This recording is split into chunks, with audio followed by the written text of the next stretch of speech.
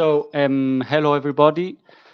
Thank you to attend this live webinar from Project on a Project. We are starting this cycle of webinars where three speakers will discuss during 30 minutes on different key aspects of the housing and the building sector. For this first webinar, we will talk on the relation between COVID-19 pandemic and the housing sector.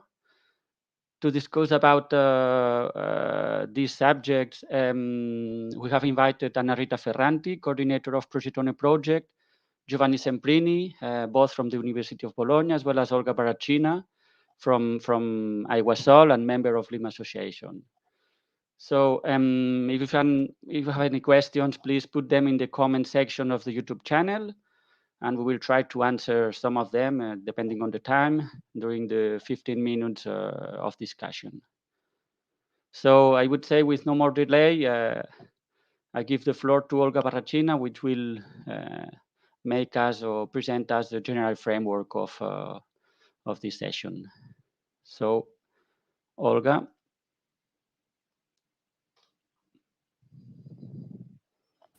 Yes, thank you, Sergis.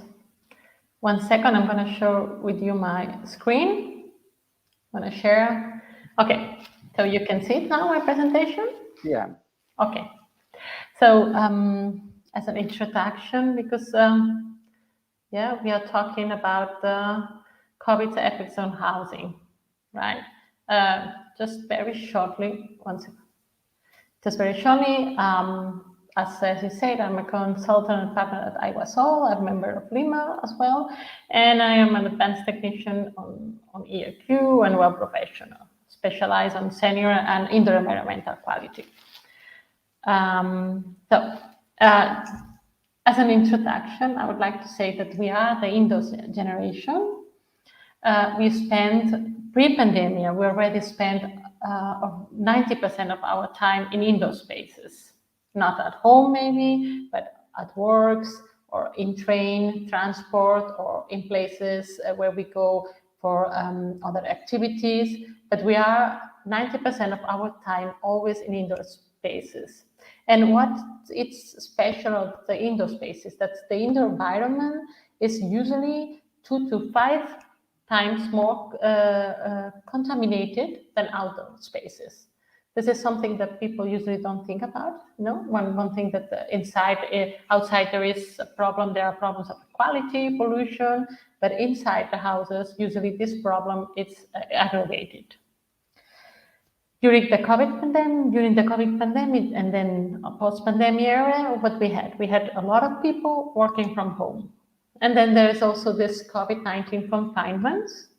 And then what do we have here? Are our houses prepared to live at home, to be confined at home for so many hours? Are we aware of the problem that we have about indoor environmental quality? Why is indoor environmental quality important?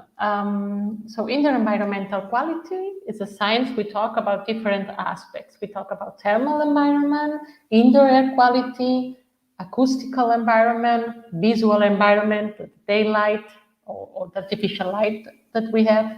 And then there are some other aspects, but this is the 4 more important. And then in the first level, they affect the comfort of people. But when you have high levels of pollution, you can at the end have problems of human health. And then that's where we have a problem. Some of the pollutants we can have in a house, especially, for example, when we talk about air.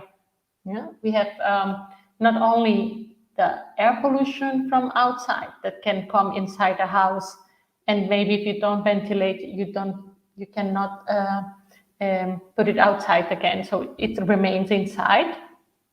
And then we have other kind of pollutions like organic compounds coming from different furniture or products that we use to clean, or we have, for example, problems with pets if you're allergic also, or we have problems with particles. Then also we can have, apart from air, we saw other aspects from the indoor environmental quality. We talked about maybe the bad lighting that we have at home, or noise because the houses are not well isolated, or maybe we have also problem with too high or too low temperatures because we don't have a very a good house, good isolated house, or maybe we have problems with now that we are working from home, we don't have places prepared for working. No. Just very shortly, I would like to show a research that was performed during the COVID pandemic, especially during the confinement in 2020. And it was a research on the indoor air quality, site houses. And as you can see here on the left of the screen, you can see here that we have in blue, it's pre-lockdown, and in red, it's the lockdown. And then we have, so the occupancy of houses increases. So people were staying at home, more people was at home, and people were staying at home longer, of course, because there was the lockdown.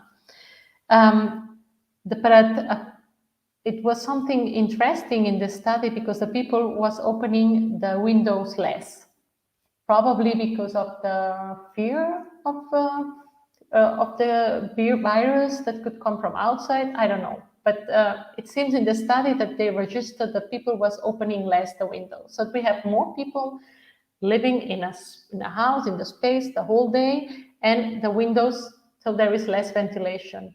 At the end, what the results show is that there was a higher increase of CO2 concentration and also a higher increase of PM concentrations. And what this shows us is that during the COVID, we had maybe not big problems, but we had quite problems of indoor air quality, problems that usually we don't pay much attention because we are not at home, but when we live at home, we work at home the whole day, everybody, all the family, then you see how this indoor environmental quality inside the home, it's not so good.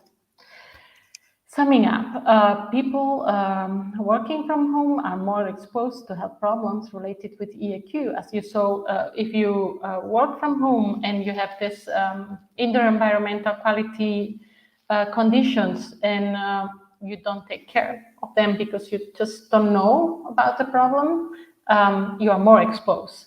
Usually, when you go to working at the offices, there are some protocols. They usually made some tests, but at home people just are not aware of the problem. The COVID pandemic also has highlighted the deficiency of some households in terms of comfort and environmental health. And this is also maybe another one of the factors that are affecting the huge amount of renovation works that everybody is now performing. No? Everybody is aware of the kind of house we are living, and we want to improve it. And also another thing is that this is the indoor environmental quality, and the poor indoor environmental quality. It's an aggravated problem in low-income homes.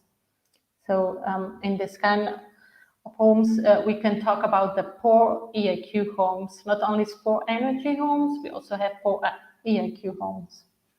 Solutions, be aware of the problem. Of course, first thing, you know that there is this indoor environmental quality, and you can have problems in your house. You can have pollution as well. And then also ventilation, really very important. Take care of how we build our houses, how we decorate our houses, what products do we use at home, and many other solutions depending on the problematic. But what it's clear that we have here, that we all deserve to live in a healthy environment, indoor and outdoor.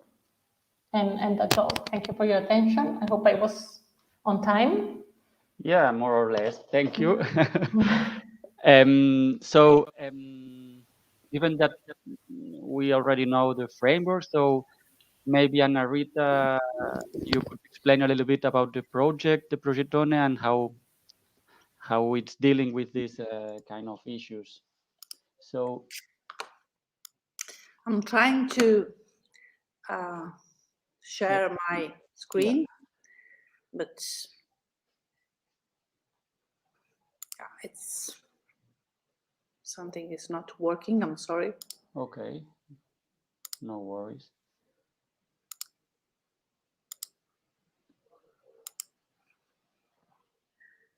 So I remember, meanwhile, that you can make any question through the comments of the YouTube channel, and then we will answer them at the end of this session.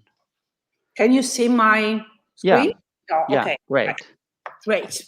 Sorry for delay. So it's about Progettone and its strategy, which is, I think, very well connected for some aspects on COVID effects on housing and the possible improvement measures that we might have.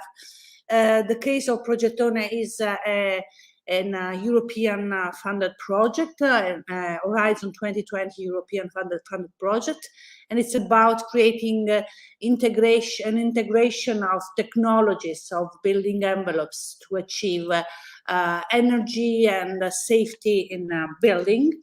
That is very much connected, as I said about this before, on COVID impacts, because, for example, one of the very important aspects related to the COVID pandemic events have been the crucial function of private indoor and outdoor space, connected with the increased demand for larger homes, for more space, for additional rooms, and the outdoor space, let's say, perception from the indoor spaces in the house. This is also very much linked to the new trends of the European Commission about the new European Bauhaus, which is about promoting, shaping more beautiful, sustainable, and inclusive forms of living together. So we see how we were a bit anticipating this with Progettone, because, for example, I'm not going to read all of these aspects, but we do have, for example, some trends and models to be seen in new homes and in the renovation of existing homes.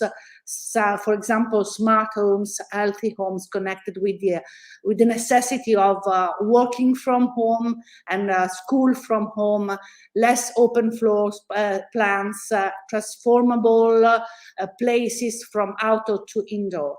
And in this framework, we may say that the pandemic event is forcing architects to think a lot harder about amenities, such as balconies and terraces, which plays a very important role in this context. I'm trying to, whether there is or not a pandemic, that we, all of us, are hoping it will be going to finish very soon. I think that the importance to have these additional spaces is a very valuable aspect. So it's sure something that we must keep in our mind. And coming to the concept and the inspiration of Progettone, which was indeed inspired by a previous funded project that was called Abracadabra, and it was about additional using the addition of spaces in existing buildings to create a synergy between the old and the new, and to promote, let's say, a counterbalancing value of this real estate value that we have for additional spaces to pay the cost of retrofit in a building. And it was also about the possibility of having this facade addition that was then studied in more detail for Progettone. And the concept and inspiration of this is coming from current practice in buildings, indeed, because there are architects that are working on this aspect of additional volumes on buildings. And we know, for example, examples like La Catone Vassal in Paris, these one very well-known examples of social housing that has used the prefab system to achieve additional space through balcony on existing buildings. So with a very similar approach and idea, we started from the conception that we might have an holistic and integrated set of technologies to achieve energy, structural and functional requirements in buildings, and focusing on energy and non-energy related benefits in the renovation of existing building. So we do have these three aspects very much focusing on our project, and the innovation and ambition on this is really focusing on what is the user perception and the user's need. So that's why we have this additional facade expansion that can be formulated and let's say differentiated as a function of the user's need. And we do have, for example, the possibility of having abacus of components with different materials that may range from balcony to sun space to extra room according to the user's need. That's also connected with the app, the Get One app, which should be the way in which the interface of this app dialogue with the users that can, let's say, simulate different solutions on this additional space, and can be also connected with the calculation of the energy performance for each solution. And then we are going to construct a real case study in Athens, which will be partially funded by the project, in which we will have this additional space on the facade of building that can be formulated according to these different abacus. And here we see some, for example, some the rendering made by BIM, building information modeling, and Revit in this case, where what is very important is not only the vision from the outside of the building, which is completely reshaped by this exoskeleton and additional space, but what is very important is also the perception of people from inside, and the use of this balcony that can also, maybe referring to the previous presentation, help users to achieve more ventilated spaces, because we're going to open maybe windows more easily than it could be without these balconies. These are some possible articulation of this abacus and these components on this exoskeleton. And I would conclude that we are going to focus also on the attractiveness from users. So something that is related to energy, related to comfort, but also desirable for users, and that may help in having also new quality, thinking about also the new tendencies of the new European Bauhaus. That would help for smart walking in this space, and having personal spaces, let's say, co-designed by users in a, let's say, more participative process. And that's all from my side, I would say. Thank you, Narita. I don't know how to now stop. It's okay. fine, yeah. Okay. Thank you, Sergis. So, Giovanni Semprini, if you want to share your presentation. Okay, I share my screen. Okay. Is okay? You can see? Yeah. Perfect. Perfect. Okay. Thank you very much. I take this picture from the web, and the problem of indoor air quality, as you have already seen, is very important because of the increasing of source of pollution that are present both inside and outside the building. And what actions to take in order to reduce the risk to people's health. As acknowledged by the International Scientific Committee, the most effective solution is probably the dilution of pollutants with clean air in order to reduce the concentration levels of each contaminant. And also the air infiltration is a very important aspect in order to reduce the impact of external pollutant inside the building. And the question is, do we prefer natural ventilation or mechanical ventilation? Natural ventilation depends on pressure forces generated by the window or thermal gradients due to window openings, natural draft systems, or infiltration through the windows. But some problems arise from with natural ventilation because it's not possible to control airflows in all external condition because depends on external climate condition. The internal distribution sometimes is not uniform. Also, sometimes the outdoor air quality may not be adequate to comfort inside. And natural ventilation needs opening of windows and then possible entrance of external noise and less comfort, higher energy consumption. This is the way that in many cases today we can use the mechanical ventilation.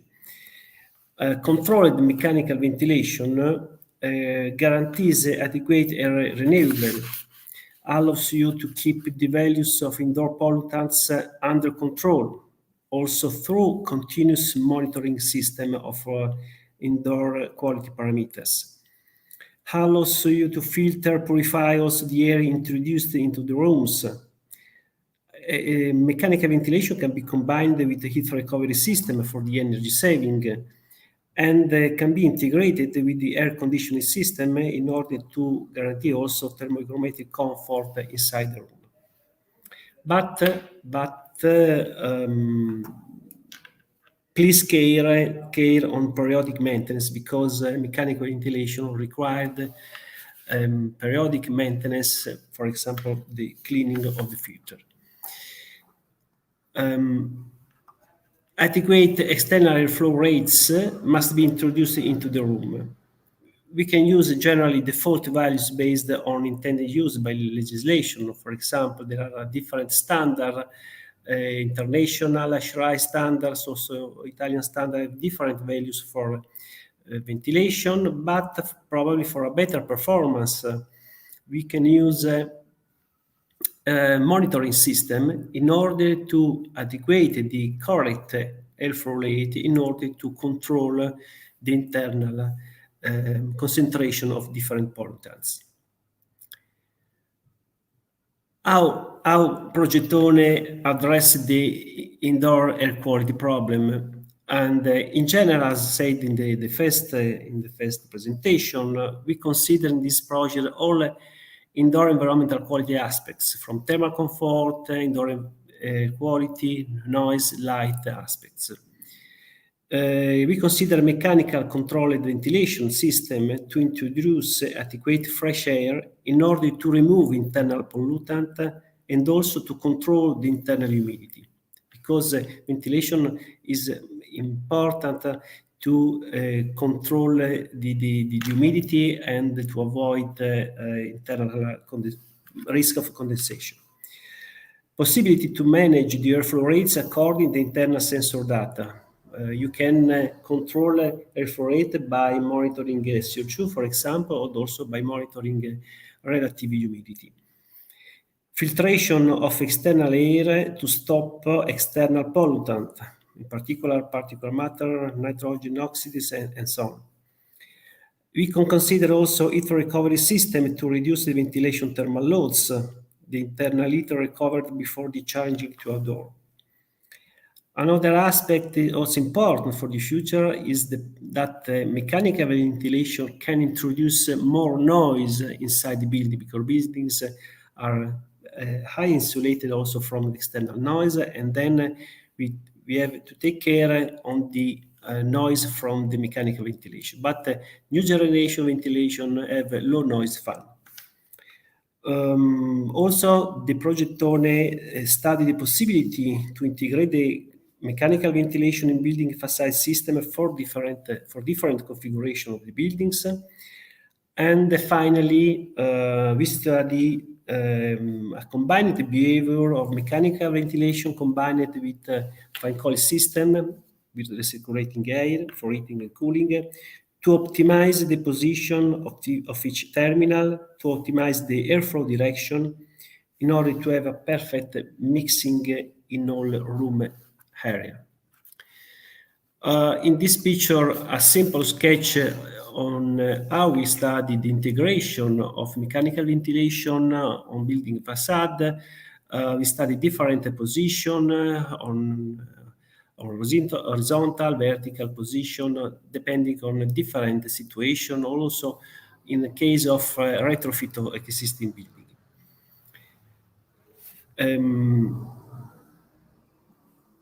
Finally, the air diffusion inside the room must allow a uniform mixing and therefore dilution of pollutants through the internal environment. Then is necessary first a correct choice of kind of terminals to introduce inside the room, not only for thermohygrometric comfort, but also for a correct ventilation and correct mixing of the air. It is important to define the best position in the room for a correct intake and extraction of the air inside the environment. And as you can see in this picture, analysis of different operating conditions for flow and temperature. There are some results from CFD simulation where you can see flow direction, velocity of the air inside the room. In the specific configuration, we study different configuration of mechanical ventilation and fan coil in order to optimize the uniform distribution of the ventilation inside the room. And on the right is also noted that the importance, the influence of the airflow rate on the air change efficiency, ACE, and on the mean age of the air, that is an indicator of air stagnation. Then the ventilation is very important, but we have to study in advance the effect on the environment, because it depends on the openings, depends on also the internal distribution of the components inside the room. And that's all. Thank you for the attention. Thank you very much, Giovanni. So this first part of presentation is finished. So now we are starting short discussion, a roundtable on how it's affecting COVID-19 our buildings, and maybe I could start with a question, an open question. For example, you talk about ventilation as a solution to improve indoor quality, but would you ventilate a house even if it's located in a street with a lot of traffic, for example? Is it necessary? I don't know who wants to answer. My answer is simple. I would not, because I think that context, the urban context, is very, very important as well. So if it is, there is a lot of traffic and noise, I would not, even with a good balcony. Yeah, I agree with Anna Peter. Also, as Giovanni explained, we have mechanical solutions, but if somebody don't have a mechanical system at this moment and wants to ventilate because he has to ventilate, so we have to ventilate, then I recommend is always looking for the times when there is low traffic, because there's not always the same traffic, and there are times at night it could be a good moment to ventilate then yeah. Okay. One more. Probably the future should be we can use hybrid ventilation probably, because if you have an important monitoring system, we can use natural ventilation if the external conditions are good, or in different cases we can use mechanical ventilation. And probably in the future, considering that the building will be more smart in the future, probably we can control openings of windows or mechanical ventilation in order to optimize indoor air quality and energy consumption. I think is the future, not to. And yeah, interesting. And regarding that, another question I would say, which is quite open, but to have not so much time. So, how do you envision the homes of the future? Is there any requirement that we would need to incorporate given this pandemic, or it's nothing? Nothing has changed compared to 2 years ago. So, how do you envision the homes of the future? I would say I envision them more comfortable, and especially not only what Giovanni said, yeah, they will be smart buildings. They will use this to create more comfortable environments and healthy environments for the people living in there, and also balconies, no, and open spaces, more spaces. That's what that people need. And yeah, I agree with Olga. And I think that this is very much connected with a question that I see in the comments now from Anastasia Fotopoulou. She is asking, the problem of the COVID lockdown has been more evident in cities. Do you think that these additional spaces in the facade could be a valid strategy to be promoted to owners and public authorities to evaluate the revitalization of building?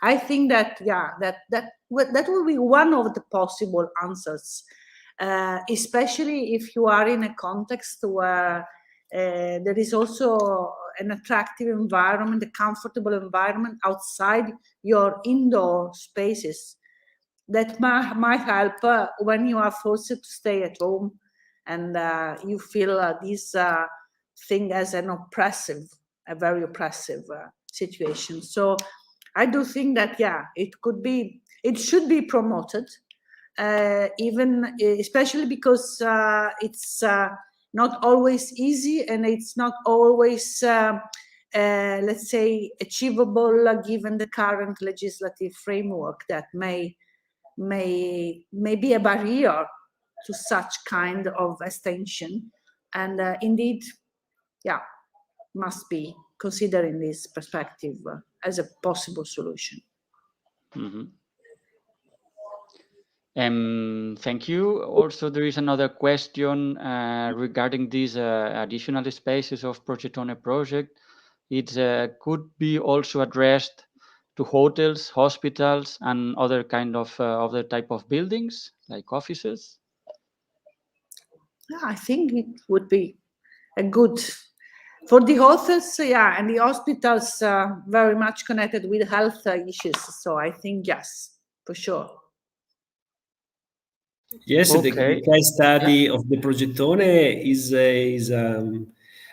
student house, and the behavior is quite similar to hotels. And then I think yes, our solution of this project can be addressed to also hotel, hospital, offices. Yeah. Okay. So, given time that we are already more than half an hour. I would thank you, Anna Rita, Olga, and Giovanni for this interesting debate. And also thanks to everybody that has been following us on the live YouTube channel. So if you have more questions or doubts, you can do them through our website or through the social media, our social channels. I would like just to say the next webinar will be the 12th of October, also at the same time, and we will discuss about the barriers and obstacles of the deployment of deep renovation in the building sector. So thank you, everybody, and see you soon. Thank you. Bye. Thank you. Thank you. Bye-bye. Bye. Bye.